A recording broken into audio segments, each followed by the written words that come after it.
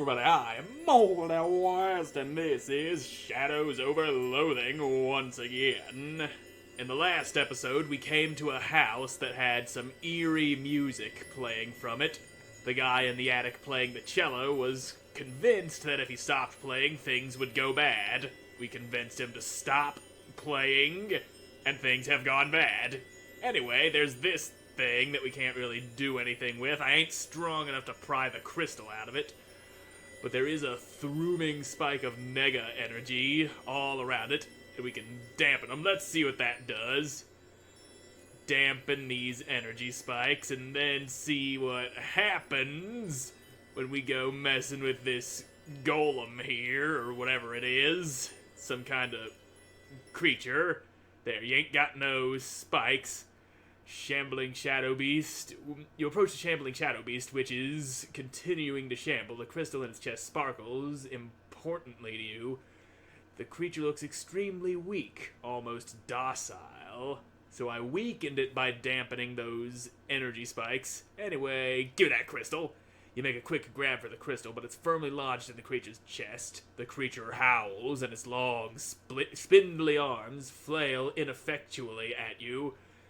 Barely cognizant of your actions, plunge your hands into its murky flesh, fingers questing through lukewarm tar until they find ribs. Gritting your teeth, you force open the cage. Creaking and cracking, snapping like dry branches, you grab your prize and tear it free from the muck. The creature evaporates in a sigh of smoke.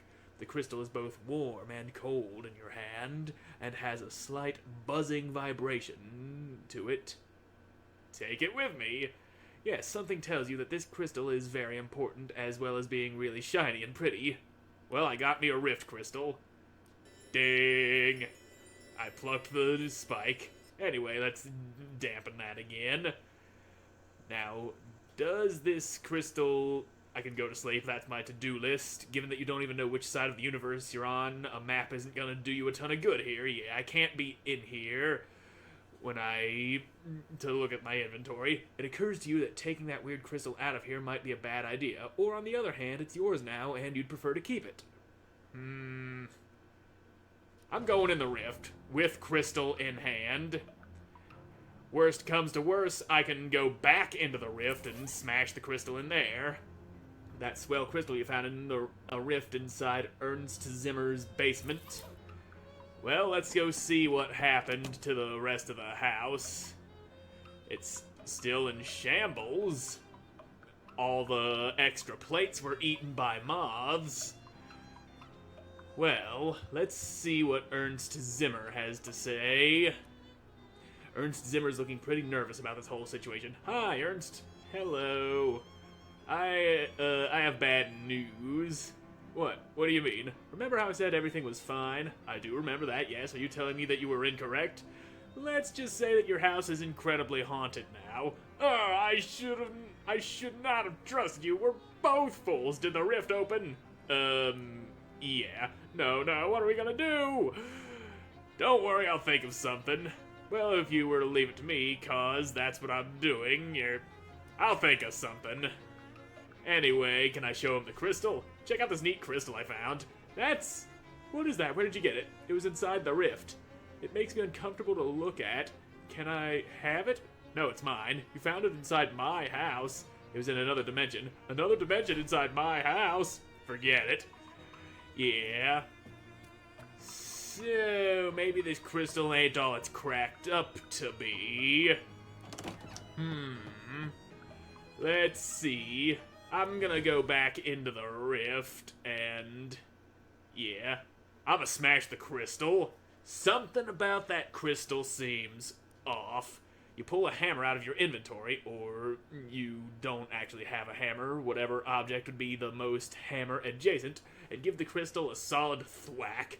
It makes a sound like a baby being torn in half and bursts into glittering shards that shoot off into the darkness. Immediately you feel... well, I was going to say a massive earthquake, but since you aren't standing on the ground, you wouldn't feel that. It's more of an everything quake. You should probably get out of here. You dive back through the rift just before it collapses, vanishes, heals. Thankfully, you found yourself back in Ernst Zimmer's basement and not some kind of horrible between-dimensions purgatory. You run up the stairs to tell Ernest the good news. Woo! So, hi, Ernst. I fixed it. I closed the rift. You did? That's wonderful. I owe you my life, and probably also my house's life. Do houses even have lives? Doesn't matter. Here, take this cello. I have no further need of it, and to be quite frank with you, the thought of playing it ever again only pains me. Wow, thanks. So, ooh, that's a melee weapon. Well, technically it's Fudro's cello now. You're not wrong, it does belong to me. Garplot Fudro. I needed a moment to remember what I named myself. But you have no idea how to play the cello, but you do know how to swing a great big club. Yeah. Let me take a look at my cavalry saber. That's down in further. There it is. Muscle +2 physical damage. And that cello is my muscle +3 physical damage. Odd that a musical instrument would be a better hitting thing than an actual weapon. Anyway, everything is back to the way it used to be. The cabinet's full of backup plates that have not been eaten by moths. The basement door is locked. And this isn't saying weird stuff again. It was saying something rather disheartening that I don't quite remember, but Ernst Zimmer is saved. We stopped the rift from expanding beyond its natural borders. And now, we're going to Ms. Brewster's. As you're walking past one of Ocean City's many disused public urinals, you notice that one has been filled up with ice cubes, and we had this exact same encounter before. We got some Frosty Flakes. Hoorah! Let's go to Ms. Brewster's. And figure out what the hell this place is all about. As you enter the boarding house, you discover some kind of hullabaloo, or perhaps a kerfuffle. A stern-looking, middle-aged lady is surrounded by 6 agitated men, all talking over each other. Listen in. Gentlemen, I insist you settle down at once. We won't get to the bottom of this with you all acting like panicked schoolchildren. Ms. Brewster, you've got to call the cops. Huh? What this town calls police, I wouldn't trust to solve a jigsaw puzzle, let alone a serious crime, and I won't have these hooligans turning my house upside down. But there's been a murder. Somebody has to do something. What you can all do is go to your rooms and let me think. Good gracious. The men file up their stairs, abashed, but still fidgeting nervously. Well, let's see what's this about a murder I'm hearing? Excuse me, Ms. Brewster sighs, exasperated. I'm sorry, I don't have any vacancies, or well, I suppose I do, but I can't let you have the room until this whole mess has been sorted out. One of those men said something about a murder? Yes, it's absolutely ghastly. One of my lodgers was murdered in the night, and nobody heard or saw a thing. I'm practically at my wit's end. Sounds like we've got a mystery on our hands. Maybe I can help. My name's Garplot Fudro. I'm kind of an independent investigator sort of thing. Oh, like the Belgian fellow with the mystery novels. What? Sure. Well, that's marvelous. If you can solve this mystery, I can pay you quite reasonably. Well, okay. Let's see. What can you tell me about the victim? He was a traveling salesman. All of my lodgers are traveling salesmen. What did he sell? Oh, they come and go so frequently, I'm afraid I haven't the foggiest idea. Well, that doesn't help me at all. Of course, knowing what he sells probably wouldn't be a very big clue, but it also very well could be. How did he die? I'm not sure. The body is missing. Look, you'd better just go look for yourself. He was in 3C. I locked the door so no one would mess around in there. Well, alright. 3C. Tiny oil paintings of previous boarders. Bathroom doors locked. But what if I gotta get in there and take a shit? You really ought to think about that. Only Ms. Brewster's allowed in the kitchen. That seems like a good rule. I can't go to the kitchen. I'll just make a big bunch of mess. So, okay. Floor 3, room C is the one I want. Sneezy. Knock, knock, anybody home? You should probably check out the crime scene in C3 before trying to interview the lodgers. Fine, have it your way. Hey, look, shoes. Some high-heeled shoes that have been carelessly left in the hallway. You're not sure which aspect of this would upset Ms. Brewster the most. I'm taking them. They'll be safer with you. Extra high heels. Make your steps higher. Well, now that's a manly walk if I've ever seen one. Anyway, you unlock the door and put the key in the secret pocket you use for things that won't ever need to be referred to again. Holy crap! A massive pool of blood on the floor, and like Ms. Brewster said, there's no body in sight. Well, wash basin, no clues here. There's also a mirror. I can check myself for clues. Hi, Garplot. I can make my face all different now. And I'm sticking with the blah blah blah blah face. I like that face. This throw rug looks pretty ordinary. Anything beneath you? You roll up the rug and, whoa, what the heck? There's a crazy occult diagram underneath it. The lines and glyphs appear to have been burned into the floor. You can see little blobs of melted candle wax at the points of the dodecagram, and it even smells faintly of weird incense. Was this some kind of ritual killing? Great, like a regular old murder wasn't enough. Holy jeez, is there even this much blood inside a person? Probably not. I mean, I think it's been scientifically proven that the human body contains about 1 gallon of blood. Anyway, nothing interesting about the bed except that it's next to a massive pool of blood. The window? The window's locked, so the killer must have come from inside the house! Well, okay then. Let's just knock on all the doors. It'd be best if you report back to Ms. Brewster first. Fine! Don't let me knock on any doors. Let's just talk to the lady in charge. Ms. Brewster stands by the kitchen door looking stern but frazzled. Sterazzled. Well, Ms. Brewster, I've had a look in room C3. Did you find anything? A huge pool of blood. It was really gross. Did you find anything else? Yes, actually, an occult ritual circle. What? Oh my goodness, you think it was some kind of black magic sacrifice? I'm afraid it looks that way, yes, ma'am. Well, I've always felt a lodger's religion was no business of mine, but I won't stand for this one bit. Are any of your lodgers involved with the occult, do you know? I do recall that one of them specializes in selling occult supplies and paraphernalia, but I'm afraid I don't remember which one. You'll have to ask around. Well, okay then. We find the guy who sells occult things, and we've got our killer.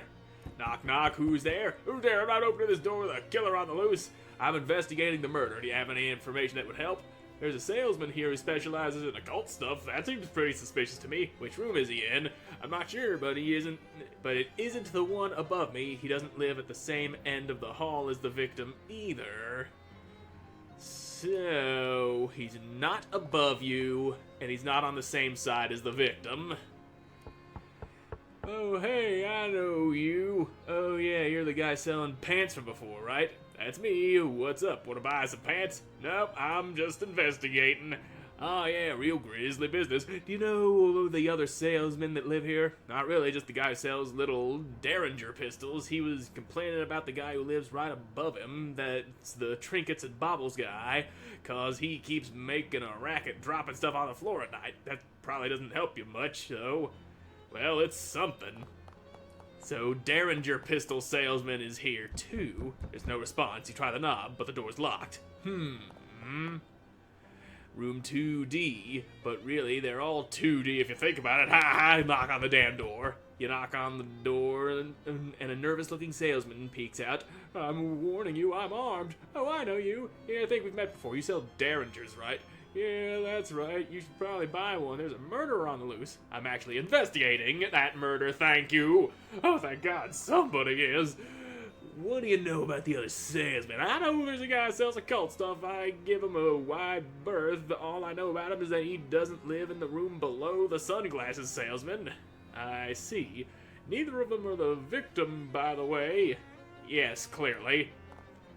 So... he doesn't live beneath the sunglasses salesman. He also doesn't live above 2A. so let's question 3A. You knock on the door and the salesman opens. Hey there, something I can help you with. So, there's the sunglasses guy. Investigating the murder? Oh, no kidding. Yeah, I was hoping you could give me some information about the people who live here. I don't really know any of these guys. There's a fellow that sells jokes and gags somewhere on this floor, I think, and there's a guy that sells pants, but all I can tell you about him is that he isn't the guy right below me. Sorry. So that rules out 2A, 3A. 3C is where the murder was. 2C is the guy that fucking he's also not the murderer, he's the Derringer guy. And what about 3B? A salesman looks out. Hello, who are you? I'm investigating the murder. What can you tell me about the people who live here? Well, I pretty much keep to myself. All I know is about the other salesman is that there's one who sells jokes and gags, and one who there isn't one who lives next to the one who lives above the one who sells brushes. What? Nothing, thanks. Okay, so if what we've been told is to be believed, then 3D is not the murderer either. Because he doesn't live on the same end of the hall as the victim. So it's looking like it might be 3B. A voice calls out, Hello? I'm investigating the murder. How well do you know the other salesman here? I don't know any of these guys, although I think there's a guy who sells brushes who's neighbors with a guy who sells pants. Okay, so a brush salesman is next to the pants salesman. And the pants salesman was 2B. Or are you the... Yeah, you're the pants salesman. Okay, so pants salesman, you are the fucking... You're the brush salesman. Pants brush. There was no response from 2C. The door is locked. 2D is the Derringer guy. And he knows that the occult salesman doesn't live in the room below the sunglasses salesman, so yeah. Sunglasses was 2A, or 3A I mean. So these two are in the clear. 2C's got nobody in it that I'm aware of. 3B is the guy who... The salesman who sells jokes and gags isn't the one who lives next to the one who lives above the one who sells the brushes. So that's you. You're not the jokes and gags guy. 3C, the side of the incident. 3D... it was just that the brush salesman lives next to the pants salesman. So... Sunglasses above this guy, so it's either 2C or 3... I think it's 2C. There was nothing going on in there. Anyway, let's see. Who lives in 2C? They didn't answer and the door's locked. That's because 2C's my room. Oh, well, can I have a look inside? Certainly not. That's private, and you can't possibly imagine I would kill one of my own lodgers, and that would be terrible for business. You do have a point there. So... I need to think about this a little bit more. 2C is Ms. Brewster. 2D is the Derringers.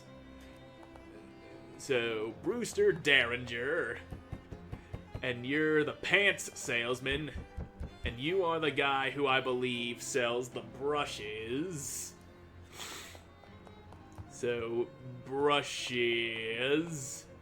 You're the sunglasses salesman. The only two guys I've met around here, Jokes and Gags, who lives on this floor, Pants, who lives right below ya. So yeah, you're the Jokes and Gags. Salesman who sells jokes and gags isn't the one who lives next to the one who lives above the one who sells the brushes, so your shit's kinda hard to follow. In 3D, it was just the brushes salesman that lives next to the pants salesman. So, if you are the guy who sells occult stuff doesn't live above me. He also doesn't live at the same end of the hall as the victim. You're the pants guy. The guy who sells dangers lives right underneath the guy who sells trinkets. I think it might be 2A. Now, let me just see. Have you solved the case yet? Well, I figured out who the occultist is. Are you certain you know which one? I won't have you accusing the wrong fellow. Yeah, I'm pretty sure. Well, alright, so we'll gather everyone at the scene of the crime so you can do a dramatic reveal like in the novels. Sure, if you want. I must say, this whole murder business is simply dreadful, but the most interesting thing to happen here in years. You head up to 3C, and after a few minutes, Ms. Brewster meets you there with the salesman in tow. Alright, well, I suppose you're all wondering why I've called you here today. I assumed it's so you could tell us who did the murder. Yeah, that was my guess, too. Right, yeah. Yeah, well, you can see by this weird circle on the floor, it's probably had occult significance. Therefore, the most likely candidate is the occult good salesman, who is the guy in 2A, I think. What? No, I don't sell brushes. I'm the one who sells occult stuff, and I didn't kill anyone. That isn't even one of my circles. Well, nuts. Suddenly, the wardrobe door flies open and a salesman jumps out. Ha-ha! Fooled you all pretty good. Who the heck are you? I'm the victim. I sell jokes and gags and stuff. How do you like my new giant fake rubber pool of blood? Isn't it a scream? So it was all a fucking prank then. Here, let me give you something for such a good sport, kid. Wear it in good health. I got a foot's ring. Now, if you'll all excuse me, I gotta roll this blood back up, and 9 people in this tiny room is 8 too many. Well, at least it was all resolved with a minimum fuss. I hope you don't expect to get paid after that dismal attempt at mystery solving, though. Well, at least it was an experience. An experience it was. What does the foot's ring do? Makes you more likely to encounter traveling salesmen. I think I'm fine without encountering more of them. I've had enough of them right here in this boarding house.